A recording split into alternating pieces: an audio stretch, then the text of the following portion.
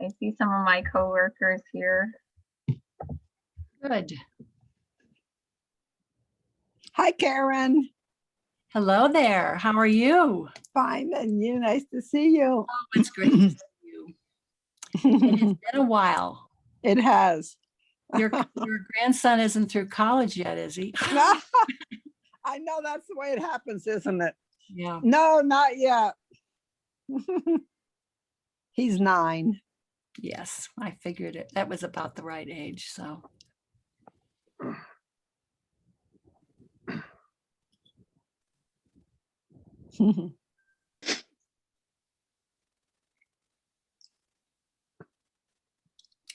Oh, to be.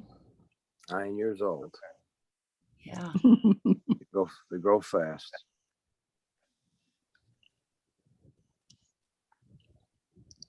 Let me see. We got 21 people here. All right.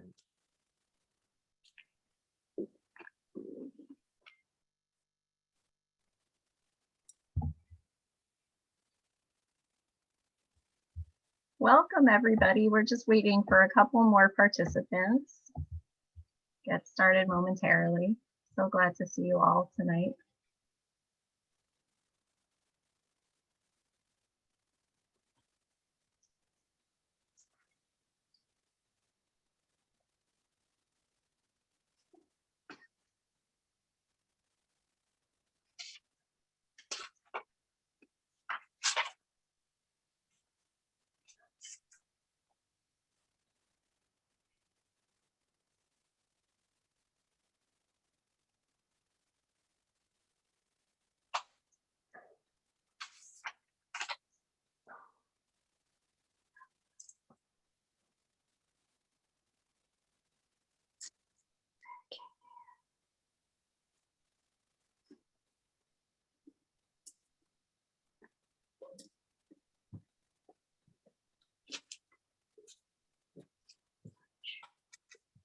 Charlotte?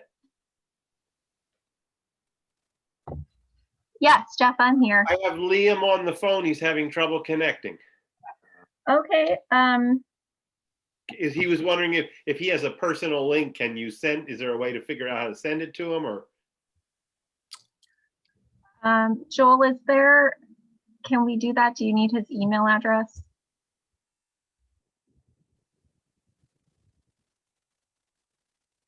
Jeffrey, if I put a link in the chat, are you able to pick it up there or? Well, no, I'm just on the phone with him. Yes. What's his email, Charlotte? I'll grab that for you right now. All right, they're gonna send it to you.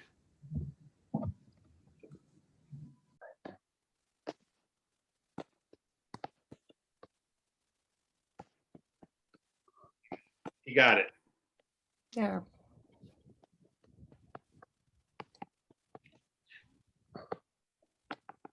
You know, I never got spam until somewhere along the line, somebody gave me a spam folder. And then the spam started coming. I have no idea. It just showed up one day. I prefer it not. I'll hang up. All right. Okay, good. Right. So I'm just going to ask right before we get started, I'm going to ask everybody to mute their mics if they're not speaking.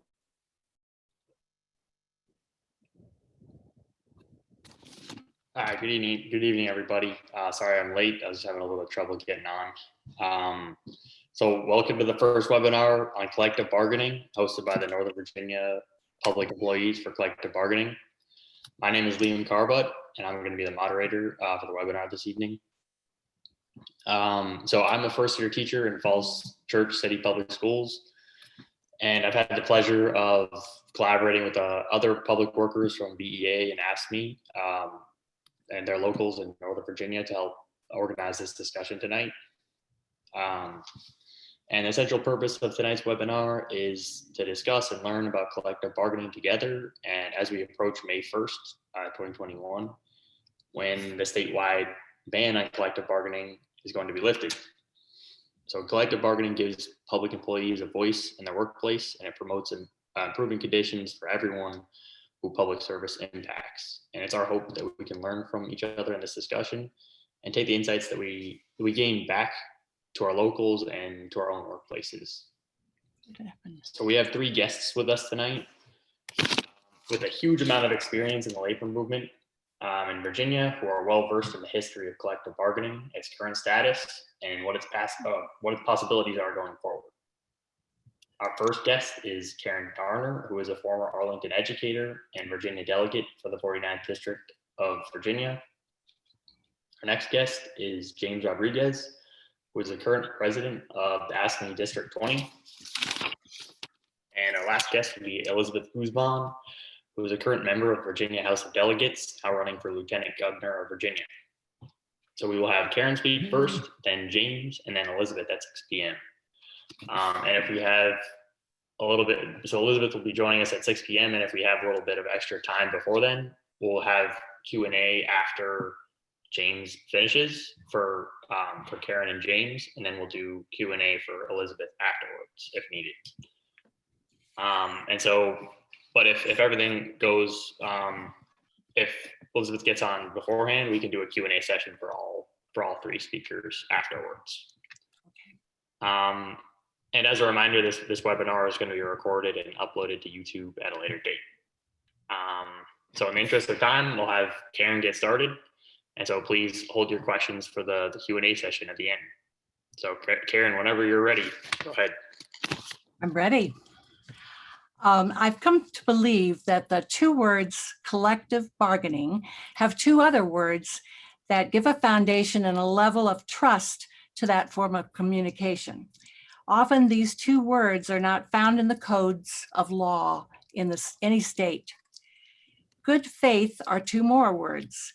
When representatives of a school board of Arlington sat down with the representatives of the teachers and other T-scale employees, school employees, to begin their collective bargaining of a new contract under which the employees would work for the next 2 years, each person on each team had good faith.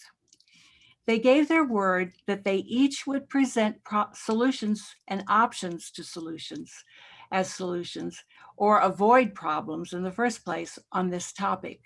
If a problem popped up and was to be re-examined, that same concept, good faith, would be present in the minds of each person. They gave their word. They made a promise that each was debating, discussing, and determining the best way to solve a matter and make an agreement to do so for the remainder of the 2 years that the contract was in existence.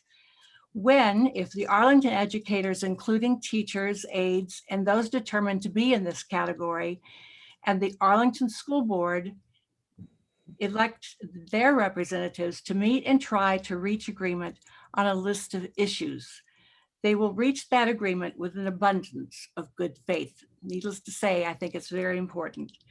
That is what occurred when collective bargaining was present among the employees and the employers, namely the school employees in Arlington County local government employees and their employers, and also the public school or the school board and their local government people. Now is probably the time to remind everybody that in Virginia, of the past, of the present, and in the near future, we operate or not under a policy called the Dillon Rule. And you can have a sound of pain if you'd like. It is the result of a judge, Judge Dillon, in the state of Ohio, who adopted this idea over 100 years ago, that if a local government had not been given permission, yes, permission, by the state legislature to do something, that government just could not do it. Let me repeat that again, because it's kept Virginia in the dark ages for almost forever.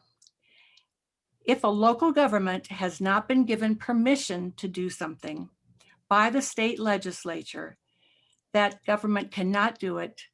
They cannot do what they perhaps want to do and have voted to do.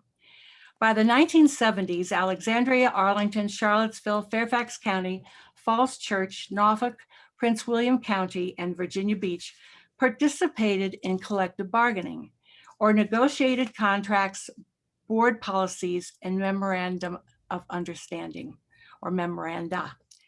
Remember, each employee group was represented during their meetings with the representatives of the employer group.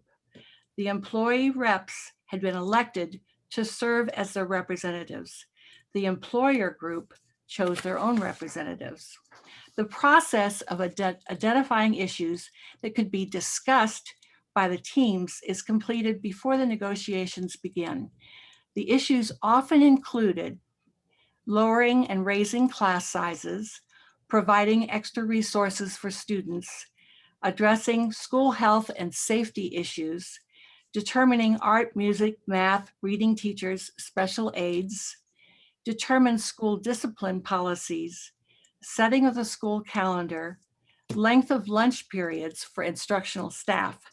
And this is not an all-inclusive list, needless to say. During the time collective bargaining was present among school and local government employees, there was agreement. And once a contract was signed after the agreement was made, it was in effect for the duration of the contract. As this procedure continued, it was seen as having a growing popularity and success by local school districts and employees or local governments and their employees. This resulted in a discussion among some elected leaders in Virginia, namely the then Governor Mills Godwin and legislators who all believed there had been no permission granted to any of them to bargain collectively. Strike one. And of course, in most instances, the law of Virginia designated education policies were to be determined only by the school board, not the employees. Strike two.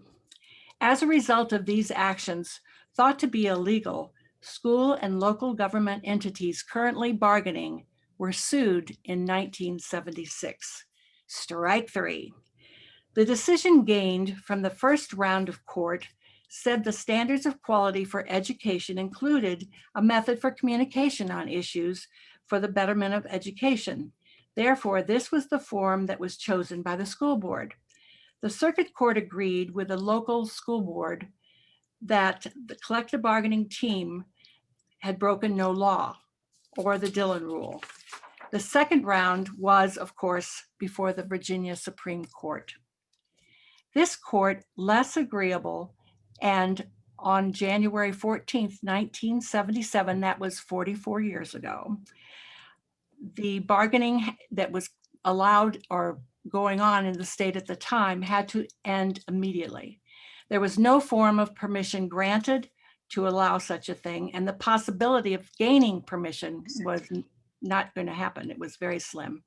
In fact, school districts were worried about being punished if they said anything to the school employees. So little attempts to solve concerns of principals or teachers were not pursued. Even trying to get the bare bones of what we call the chit and chat concept was not successful in the legislature. In 1993, the Virginia General Assembly just prohibited any form of collective bargaining by any public employees. Failure to follow this ban could result in a loss of teacher licensure for those professional teachers who attempted collective bargaining. The Arlington School Board, as a matter of fact, had already been abolished by the legislature earlier, some years later, or earlier, when Arlington schools were integrated. And then all of a sudden they were reappointed, not the same people, but they appointed a new school board. And they expected that board to be more aligned with them, and they were very definitely. So no one was going to attempt to reinstate collective bargaining, any kind of bargaining, until the year 2020. And Elizabeth Guzman, the Honorable Elizabeth Guzman, will share that information in a little bit. Let's see. Let's work on revising the Dillon rule. I think that would be a much better target for us. And the concept of getting permission could be simplified by specifying what issue needed to be permitted for a local government, such as residency or affordable housing, requirements for local public employees or supervisors. That might be get some support. Just think, action by a superintendent, school staff, and school board members during a pandemic who utilized good faith might have been quickly and appropriately decided through a collective bargaining process dealing with school health and safety. These are issues of good trouble, and we know of someone who is a guardian angel for good trouble, and we can employ collective bargaining with him. Sounds good to me. And this has been a background of what we were doing until 1977 in Arlington, not only with a school board, but also with a local government entity. So we were actually bargaining with both groups of county employees. Thanks. Thanks a lot, Karen. Yes. Okay, so if anyone has any questions for Karen, we'll take them afterwards. But we're gonna move on to our next speaker, Jim Rodriguez. Jim, if you're all set, go ahead. Hello, everyone. My name is James Rodriguez. Currently the AFSCME president, 3001. I've been with Arlington County for 26 years. And I have a union history that goes back to quite a bit. Before I forget, I want to thank you, my previous speaker. I'm already blanking on your name. Thank you very much. That's a very hard act to follow. It caught me. You could definitely tell who does a lot more speaking. But back to what I was saying. At the age of 16, I was thrust into a shop in New York, did not know what a union was, did not know what this card was, did not know what it meant. And that's a little bit later in my life, but this is where I got this is the 96. But in 81, I started with the United Food Workers and Commercial Union. And that was a closed shop, and very important that I learned the basics of what was required of me as I went forward as an employee, and what we could not do butcher's work, could not do maintenance work, even though it was asked of us. The shop would always ask you to do something you weren't supposed to do. In 1995, 96, I became a laborer. This is where I became very involved in some extremely dangerous work. And in the next picture, you'll see a picture of me in a trench. There's a big rock behind me. That rock is about 10 feet behind me.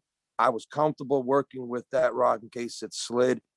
But as the trench went a little bit further, the crew and I demanded shoring. We asked for it and then ended up demanding it. We would not work in that trench. They wouldn't even give us hard hats. It became very, even though we were dues paying members, the shop steward needed to be brought up to speed on that particular safety requirements. I ended up working in New York State Department of Transportation for 2 years after that. That was also a CSEA local, and I was a driver for a couple of years there. 94, I moved to Arlington and became involved with the Arlington politics down here, for lack of a better phrase. We had our hands tied due to the previously mentioned Dillon rule. It was a very symbolic role. And if being a union member was downplayed, it was mocked, ridiculed. You're paying your money for nothing. I'm beginning to see more employees paying attention now that these laws of ordinances are changing, and more what's the word I'm looking for?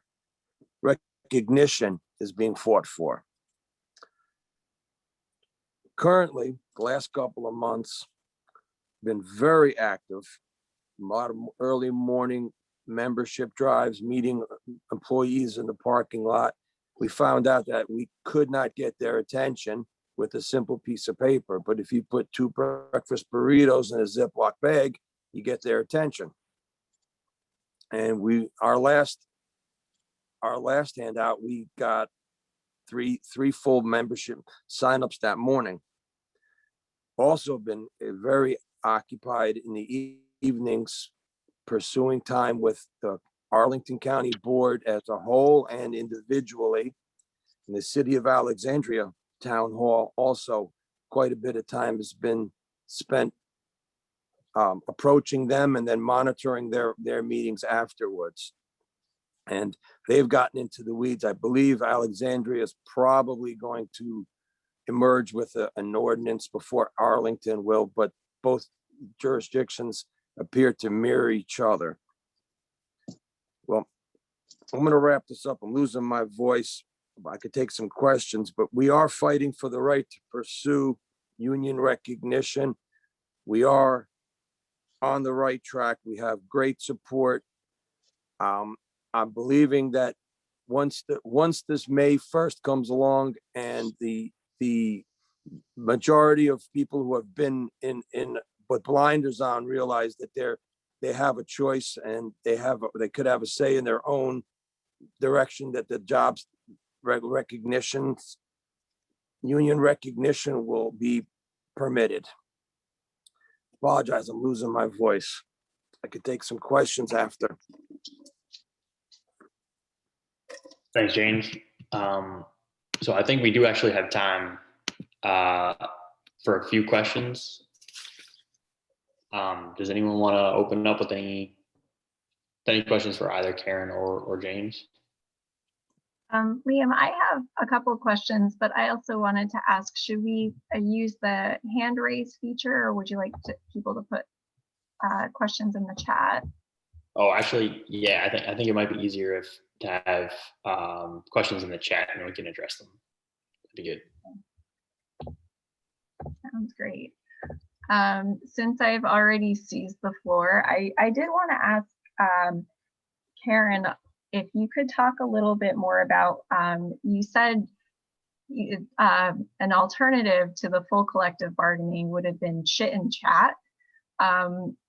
It's like another way of talking with the school board or management. Can you talk a little bit more about what that is? Let's see, just realized, there we go. It reminded me that I had the mute on, so I had to take it off. The chit and chat started in the General Assembly a number of years later than 77. And it was when we realized that the local school boards were so reticent to have any conversation with a school employee, or the local employees with one of the local governments was having the same difficulty, because they feared what might happen if someone misinterpreted and felt that they were performing some kind of meet and confer or collective bargaining procedure. And so we tried to get what we felt, if we called it an informal way to have a communication system going forward between those who were employees for the school board and those who were employees for the local county government versus the school board and local government. And so we essentially just said it is important for there to be communication for safety reasons, if not for something else, or just an idea that might come up between a school board member and a teacher, for instance. And so in order to realize that that is a form of communication, but it's not the rigorous procedures that you have to follow for collective bargaining. And so we wanted to make sure that people didn't feel threatened if they were involved in some kind of unofficial communication. And so several years that was tried, and there really was a genuine concern on the part of school board members in particular. And so, and we realized that even something as naive or very benign was as what we called chit and chat. That was just a very informal term, but just to emphasize the fact that it was something that was there as a structure for people who were afraid. And so, but we could never get some form of that. Eventually we did, but it took a long time. And so when you realize that all during that period of time, there was no structure for simple communication, and because of the fear of particularly the local government or the school board to participate. And so, and then following that was the time that they absolutely banned having any form of collective bargaining, that it was illegal to have that. And so that was another difficulty. But, and then after a while, we didn't pursue the structure of a collective bargaining unit at all because of for fear that we would lose members or we would lose teachers for attempting to do anything that would be misconstrued, but also the same way with the local government employees. So then the last few years, there's been an attempt to bring it forward, and fortunately in 2020, it was successful and it was wonderful. You know, it was one of those things where you realize you got your legislative report and you would see that on the list and you'd keep real quiet at the very beginning, just for fear that somebody would say, what is this?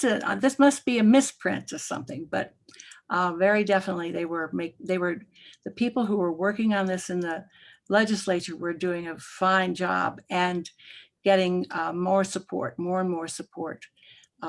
Quietly, at least at certain points. But that was what was a great encouragement to everybody who had been involved when we had lost it in the first place. Okay.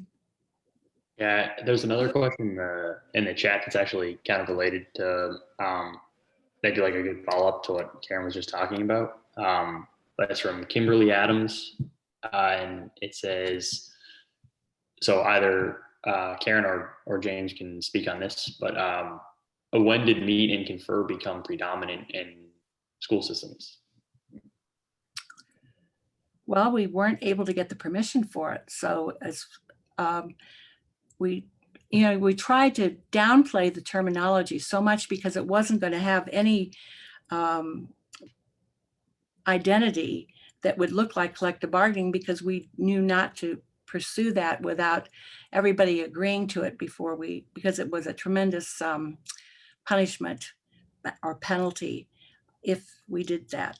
So that's something to keep in mind, that officially there wasn't a meet and confer. The concept was we need to have something to let people know that we can communicate. There needs to be some kind of communication system set up. And that's why we were calling it meet and confer at that time too. Okay, thanks. All right, I'll move on to the next one from Charlotte, and this is for Jim. So since you worked in union shops in New York that had collective bargaining before you came to Virginia, can you give us an example of what the union with collective bargaining could do versus what a union without collective bargaining could do? In New York, as opposed to Virginia, your duties were clear cut. There were no gray areas. In Virginia, you find that some shops would recognize certain, and as people retired, the rules went away.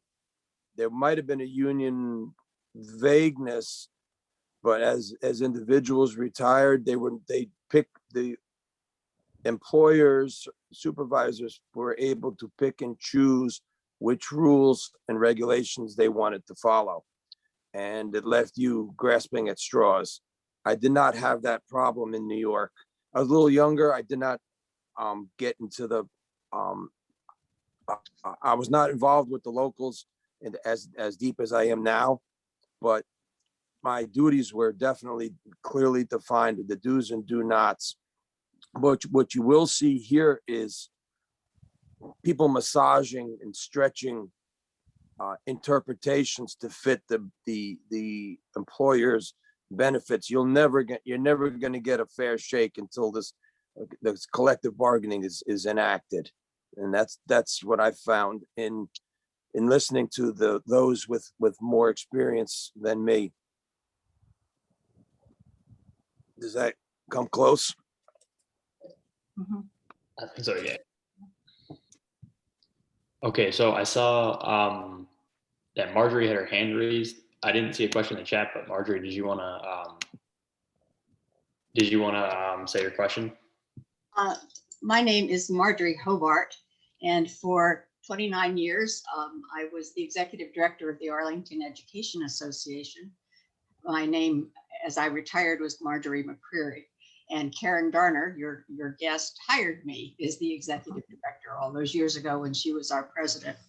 I just wanted to mention that Karen talked about meet and confer processes, and subsequent to the loss of collective bargaining, the General Assembly did adopt legislation that said school boards were required to communicate with their employees. But the great difference that impacted the effectiveness of that communication was that, unlike collective bargaining, where your whole objective was to reach an agreement to solve a problem, under the communications definition, all they had to do was call a meeting and listen to you. Mm-hmm. And they could smile at you nicely, pat you on your head, and invite you out the door. There was no obligation to seek any solutions or any compromise about issues that were of concern to the employees. They just had to hear you out. Some school boards would actually invite their employee groups to a school board meeting, and they'd get 2 minutes to have their say, and that would be the end of it. The Arlington process was somewhat more structured, but it was not particularly productive because they were not under any obligation to come to agreement about anything. In fact, they really wouldn't necessarily have to cover any issues that would be seen as something that we would want to be negotiating or even discussing, having to do with the school day or people that you would work with during the school day. And in the end, often they were issues that would make the teaching more specific or be more helpful, or the climate for the students to be better. And when there are problems with those kinds of things in a school, everybody has to work together to try and solve them. And that means a little bit more than just say hi and give us your list and you can leave now kind of thing. There wasn't any solution coming forward.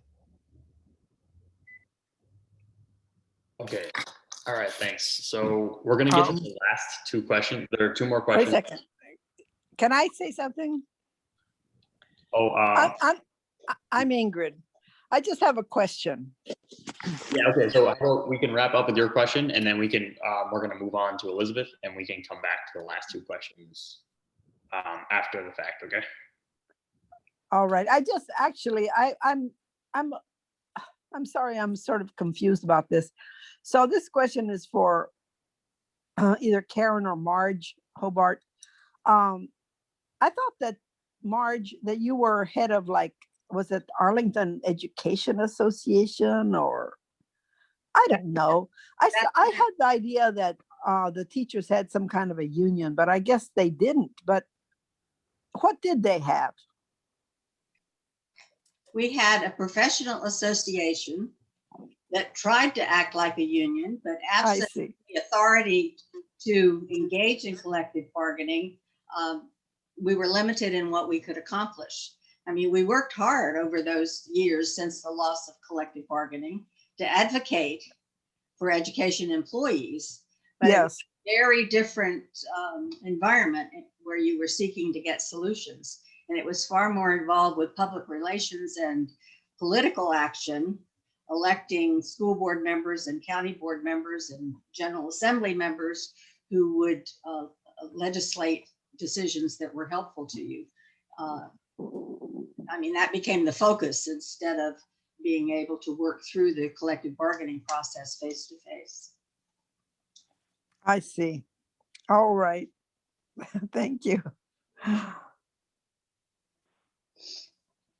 Okay, so we still have 2 more questions in the chat. Thank you guys so much for all the questions.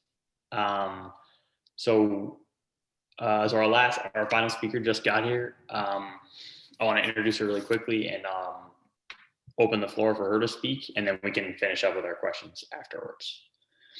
So our next speaker is Elizabeth Guzman. She's a current member of the Virginia House of Delegates, and she's now running for Lieutenant Governor. Welcome and thank you for coming. If whenever you're ready, go ahead. And actually beforehand, is it okay? One of our members would like to also speak and thank you for coming. Jeff, did you want to hop on? So yeah, I just wanted to quickly say hi, Elizabeth, and thank you for, I just left the VEA convention, and I have this feeling that we are living through the rebirth of the labor movement. And I think one of the big reasons that we're living through the rebirth of the labor movement is because collective bargaining is coming back now, and it's thanks to the legislation that you introduced, and I just wanted to thank you for that. Thank you, Jeff. Thank you. Good evening, everyone. For those who don't know me, I am Delegate Elizabeth Guzman. I am the Vice President of AFSCME Local 3001. I'm currently serving in the Virginia Assembly, representing the 31st District in the House, which includes parts of Prince William, which is the only majority-minority county in Virginia, and also Fauquier County, which is more red and rural. And indeed, I was the patron of the collective bargaining bill, but it was, I'd be remiss if this was actually a coalition behind who worked together to make sure that Virginia become the 49th state in the country to allow public employees to bargain collectively. You probably know that it was our desire to have a more inclusive policy, but unfortunately, you will still have a very conservative Senate that we need to educate and work with. And the bill that we have before us today that is actually going to become the law starting May 1st is going to allow localities to opt in to this. Localities are going to set the tone for school boards as well. So I'm very excited to be here.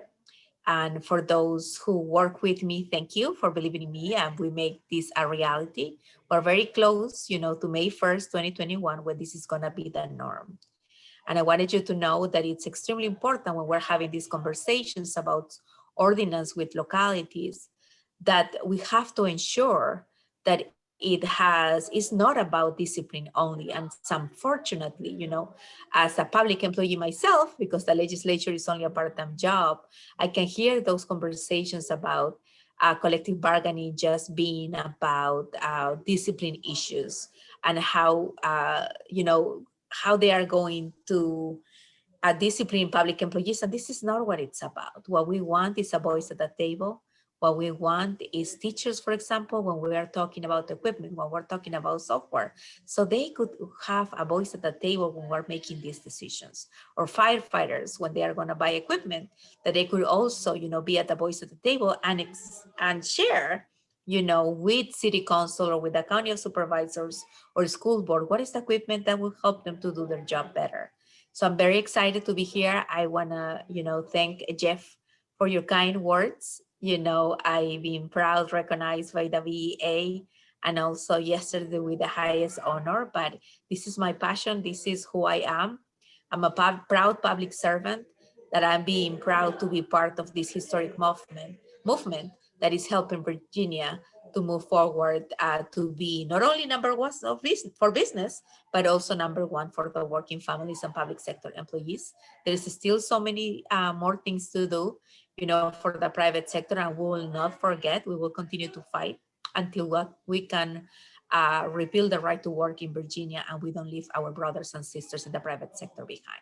But I'm very excited to be here, and I'm proud to be an AFSCME member, and we know we never quit until we don't leave any worker behind. Thank you. Thank you so much, Elizabeth. Okay, so I think what we'll do now is we have a couple of questions left over from the last Q&A. And if anyone has any questions for Elizabeth, please feel free to put them in the chat. So I think we'll start with Jeanette's question. And it says, if Mills Godwin is the reason why collective bargaining was banned in Virginia, how is the name on a school in the Richmond, or how is his name on a school in the Richmond area? And feel free, anyone can answer this question. Well, Mills Godwin was a governor at first when he was a Democrat, and then he was the only governor that chose to come back later and serve another term, and that was as a Republican. And he decided that we were bargaining erroneously, and wanted to check. And he was a very strong believer that collective bargaining would be a problem for Virginia with the business sector, as well as costing more money if they were going to be able to bargain and look at salaries and such. So when I've never learned who the person was who tapped him on the shoulder and said, by the way, they're bargaining collectively. But somewhere that brought them all together, those who believed that we were doing this illegally, and said, we'll put an end to it. No one has given them the permission to do it. And so no one legally, I guess, has done it. And so they met and decided that they would file suit. We heard rumblings that there was going to be the suit. They wanted to pick a locality, even though there were at least a dozen school districts that were bargaining. They wanted to try and do it with a locality that had county employees or city employees who were bargaining, as well as school employees. And so Arlington did both. So that was one of the reasons that we were the front and center on the target for collective bargaining.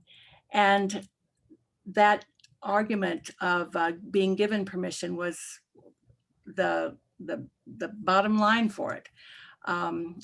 We were a little bit surprised when in circuit court, the decision was that we were doing fine. It was that it was legal partially because of the standards of quality requiring some form of communication. And so that was it. We made it through the first, hurdle, but then it went on to the Supreme Court, and immediately they knew that according to the Dillon rule, which has hampered Virginia in primarily the labor area, I would say, for years and years and years. It also is a problem with regard to local government. The city councils, the board of supervisors, groups like that, have not been able to do many things that they wanted to do without getting some kind of a bill put in that eventually has a discussion that brings out the bill that will be of assistance to them. But the legislators in the long run feel that they want to have some control over many of the little towns and cities that Virginia has. And that way they can watch what's happening. It's almost like a 1984 kind of thing where they're watching what everybody's doing and trying to determine what they think will be adverse to business concerns in the state and so on. And so that's why Dillon seems to rule the roost when it comes to Virginia. Following the and I guess the decision to name a school, in many instances, there was a school named after his daughter who had died, and then when he left the governorship the second time, he was honored to be named be given the title of the school as his name. And so that was something that was occurring at that particular time. And it was occurring really in the Richmond, I'm not sure it's actually the city of Richmond. I think it may be Chesterfield or one of those counties surrounding the area of Richmond. So, and that in the past has been pretty much the say-so for a locality, and that's how that particular thing occurred.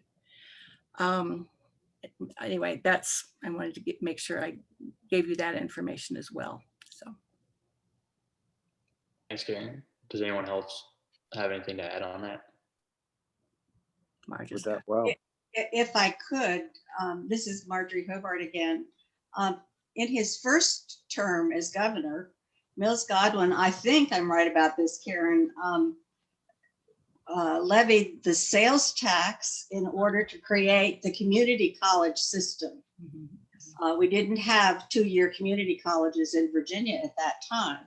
And so he did take quite an important initiative for education in Virginia in his first term as governor. It was only in his second term that he torpedoed it. Yes, he did. So, and like I said, it was a surprise, and it was really targeted to be hit at labor rather than the business community.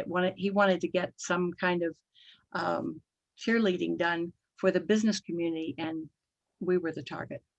So. Okay, so I'll move us on to the next question. Unless anyone wanted to add anything else. no. Okay. So this is again open to anyone. This is from Irv. So the question is, what do you foresee as the biggest obstacles school associations face with the lifting of the ban on collective bargaining? Well, I've come across some failure to be transparent from the mistrust of employers, and that has been an issue. Some of the technology that's come into play in the it's rapidly expanding technology, and how we can communicate and how the job gets done. That's ever rapidly changing, and that can become a problem. Pen and paper is a good fallback on, but there's a lot of issues with the technology, and just getting the old school to accept the new legislation that's going to change the new order. I've just hear the rumblings that even if it is changed, they're going to find a way to throw a monkey wrench into it. But with the law on our side, ordinance, I don't see that being a long-term problem. I think it's important for all of us to realize that the issue is going to be getting membership, increasing the membership wherever there are school districts and school associations or employee associations like the VEA as the sort of the umbrella to all the locals. And we have to have many members, and then all of those members will not join necessarily the VEA or the AEA or other localities, Fauquier, for instance. They will just make a decision as to whether they want to join or not. So we're going to have a combination. The people who will be the representatives of those who are teachers, we'll say teachers in this instance, or aides in the classroom, they will then vote on a list of people who have been determined to want to be on the negotiating team. And in order to do that, we'll put their names. I'm not sure if I don't think it says specifically in the legislation, they'll be in alphabetical order or whatever, but you really won't necessarily say who is an AEA member or who isn't. There'll be just a list of people and you vote for a certain number. They'll determine what that number is going to be on each team. And then that will be your team that gets trained and does the negotiations or the bargaining with the other team. That will be from the school board. Now, the school board won't be doing the bargaining for themselves, but they have to figure out, and that goes to the transparency issue, I think, James, is that it has to be very clear to everyone that they're choosing their representatives as well as we will be choosing ours. That's very important. But then you do the training. So we may have a team that's a mix of professional association members or union members, as well as those who have not paid any dues but want to be representative of the teaching group. So, but those folks, then you're going to have within the team itself, perhaps agreement and perhaps not an agreement, but that has to be worked out among the team members as well. So we really have to work hard to get members so that we have more members than we do at this particular point. We have good membership, but it would be very good to get more. And then those people have to, they have to go to the school board, and I think this has to be done before May 1st. They have to go to the school board with a petition or with something that certifies that these are the people who will be the spokespeople for the various issues and concerns on the team. And that's an important step as well. The other one is to do training so that people understand what they're talking about with the various issues, and that you get a position on the various issues as well. When you say you want to have the lunch issue, do you want it to be 35 minutes, or do you want it to be 10? Or what are the other components of that request, that need that you have in the school day? And so the team makes the decision of what their positions will be. And then that kind of thing eventually goes to the discussion between the school board representatives and the teacher's representative. So it's really, there's a lot of preparation that goes into before we get started on this, before we actually are, and then once we say we have our group, then it will occur. The school board has to decide whether they're going to be participating. And that takes some, I'm sure that our school board would be in favor to a certain extent. We have to get some ideas about how to strengthen that position on their part about participating. Because what happens is the law says the school board makes the decisions with regard to the school system. But when you have a negotiated agreement, it becomes a little bit different. And there can be those who say you're moving away from the school board making the determination, making the decision on how to run a school system. You're giving it to the negotiating group. And that may be seen as a negative, even though in the long run, it's the most realistic as well as the most beneficial to the student who's going to be the one dealing with this atmosphere in the schools. So it's a big choice for us to decide to go in that direction. And then there's a lot of work that has to be done before it's decided that it will actually occur. The last thing that I would add is that that these are localities could opt in or opt out. So it doesn't seem that we first have to secure those votes at the county boards of supervisors or city councils. So for those unions that have endorsed these elected officials in the past, this is the opportunity where they go and lobby them, you know, and organize them and tell them that they have to deliver their promises.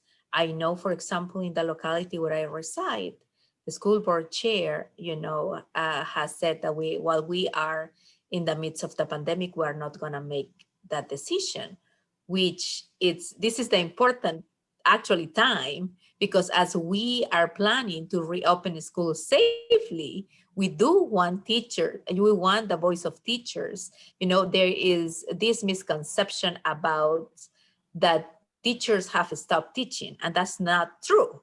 You know, teachers are actually continue to teach online. You know, the other part, I also heard some gubernatorial candidates talking about mandatory union membership, which is not the case.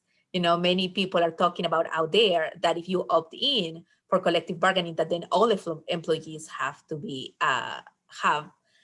need to have a membership, and that is not the case. So we have to educate, you know, many elected officials, those who are running for office, those who are in office and we help elect, and hold them accountable as well, that this is the time that we have to, you know, deliver our promises.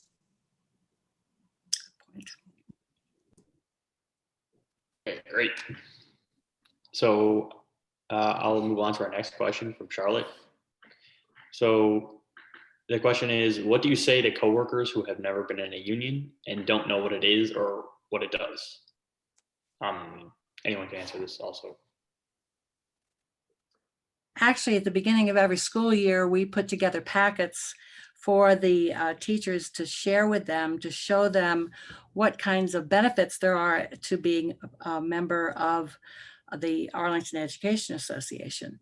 And in that, you might talk about the fact that there is a provision for legal advice, that, and depending upon the situation, you'll have the liability insurance that's available as a result of membership.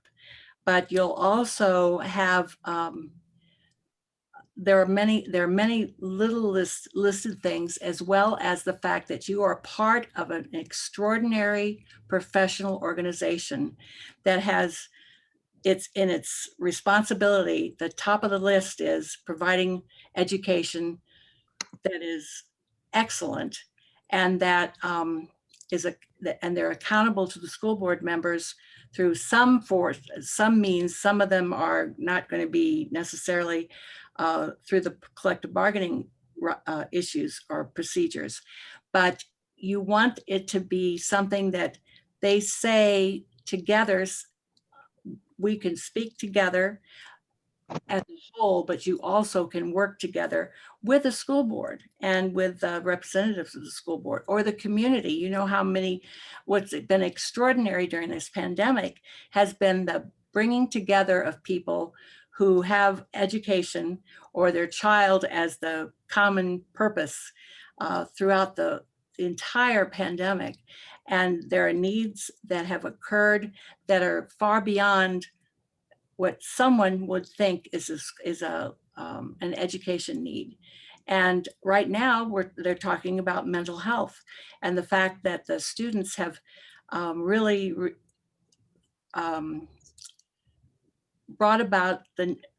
brought forward, some of them themselves, the need for providing help to those with mental health issues as a result of the pandemic, and the fact that there is the inconsistency between virtual and in-person classrooms, and the use of the internet and the inconsistency that they may have with that.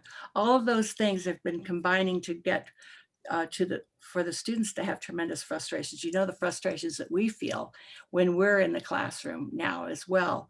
And so that is definitely present for the students. And that is something that is the association through meetings with the teachers in their buildings, if there are particular issues that are coming through there, or in other situations, that it's important for us to constantly being involved and paying attention and focusing and bringing those issues forward so we can find some solutions to them, whether you're bargaining or not.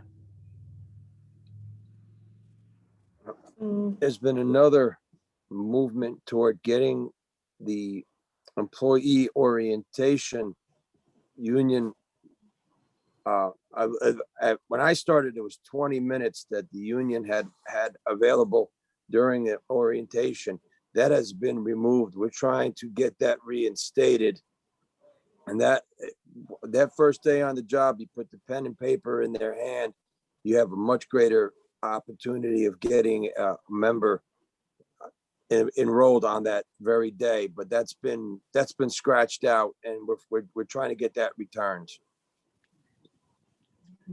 And it's the only thing that I would add is that it's much faster for a member to enroll a coworker than having a person that is from the outside that you don't know, until these ordinances are not passed either, we're not recognized. Eventually, that's what we want, these ordinances, because we want to be part of the employee orientation, right? If possibly once we are recognized, then when we have new employees, we're going to have the union representing that unit, having a 30-minute, 45-minute orientation where you can have your union membership card filled out. And I think that is extremely important, and for the different unions that are present today, if that is something that you are going to do, enrollment with your coworkers. I'm sure every union has like talking points about the advantages, of we offer. So those are important as well. And it's something that sometimes people think, that it's a benefit. The reality is that it's your money that you're paying on your membership. It's part of your salary. So it belongs to you and your rights. So that is extremely important. So employers, once we are recognized, there should not be any pushback, any type of cost associated to allow us, to sign more people in, because you pay your own dues, and that's how we get funded.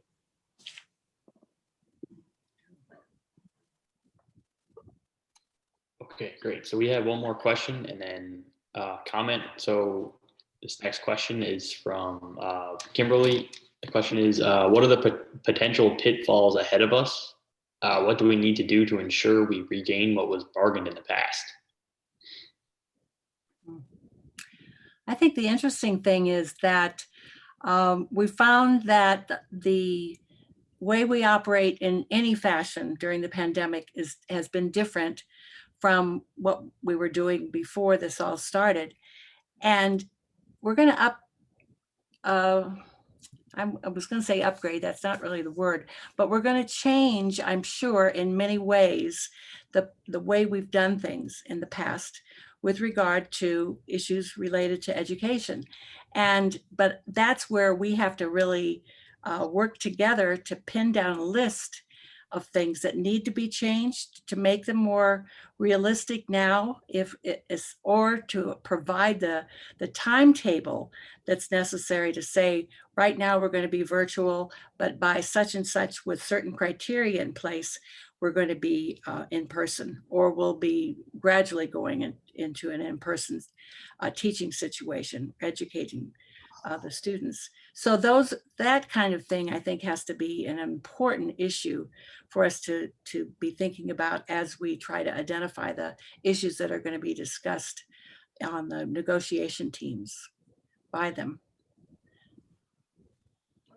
I've been pounding that the collective bargaining ordinance will create a predictable and accountable legislation for the employers and the employees going forward. What is etched on paper can always be tweaked as we determine what is needed and what works, what doesn't work. But I'm stressing the advantages of accountability and predictability.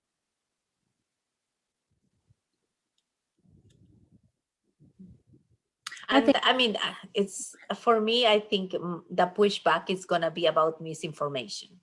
Mm-hmm. So we're going to have to educate people, managers also, because sometimes it is us members that we have to because there's this myth about, okay, everything is discipline now, I'm not going to be able to discipline this employee and what I'm going to do. And it's not just about that. So I think if there is an employee about a relationship between employee and manager, that is helpful too. So we can educate them, because we have not been talking about this for so long. And there's just so much misinformation. So the more that we talk about, the more that we talk about benefits, the more that we talk about being empowered to have a voice at the table during the decision-making process, which is actually, you know, the most current practices of leadership, is people are going to feel more comfortable, you know, and we can work together towards this. I think the more we know about each other and how we got to where we are in the negotiation process, there are going to be similarities and there's going to be common ground. It's going to be common ground because of the kids and the classes and the resources that we have, but also in so many other ways. And that's going to be able to lead us forward in a much more positive manner of reaching resolution of some kind.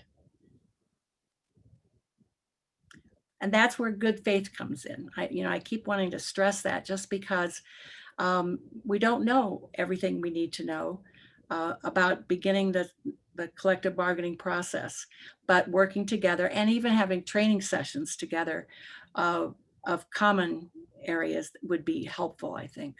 So we'll just have to see how it works and what we all plan together. Okay, so I see like one more comment from Kimberly in the chat. Kimberly, did you want to speak on that? I mean, I can. I think we're at a point right now where we feel like May 1 is when this all can start. And certainly we're hopeful that our, local board of supervisors and then our school board are willing to enter into these ordinances and resolutions, around the May 1 timeframe, but we may be after that. We don't think there's a deadline to that right now with getting going on that. But certainly we're there to make sure that our elected officials are going to take us into this process and follow what we've asked them when they were asking for our endorsements. Certainly that was made clear by someone else on this call, but that's what we're here to do now, is ensure that that happens. I can speak as an Alexandria resident. I've listened in on their meetings. They are getting into the weeds on language, and they're taking it seriously. I can't agree with everything that they've done, but they are addressing our requests. So then whether or not they'll have it this arbitrary day of May 1st, where we'll be, I don't know, but they have taken the ball and they are running with it already. At that, I appreciated that. Yep. Yes, Kim, very nice to listen to you. And James, you are absolutely correct. We were hoping that we said, okay, we have the support, we have the votes we're gonna opt in to this new ordinance. And it's exactly right. They are getting into the weeds on the nitty gritty of what this ordinance is going to mean. It's not just about yay or nay. They are saying, what are we saying yes to?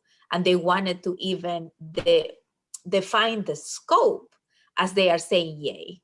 So that's why we cannot wait until May 1st, because it's going to take more than a meeting. Thank you. Okay, so also I wanted to give, so thank you everyone. I think that's all the questions we have for now, but I also wanted to give, let Elizabeth share how people can support your campaign just going forward. Oh, thank you. Yes, well, we are going to, I put my webpage earlier. It's listforlg.com. I am running for lieutenant governor because we need more progressive voices and more people representing the working families in the state Senate. That's the whole reason where I am running. Many of the progressive legislation that gets out of the House gets watered down or killed in the Senate. And collective bargaining is just one example. My bill had the whole structure, the board, the administration, the arbitration process, so it will be smoother, for every locality just to vote in the bill and implement it. But unfortunately, we didn't have the votes. So now I am running for Lieutenant Governor, and I hope I could count on your support if you want to get involved. My webpage is, Charlotte put it there, is www.listforlg.com.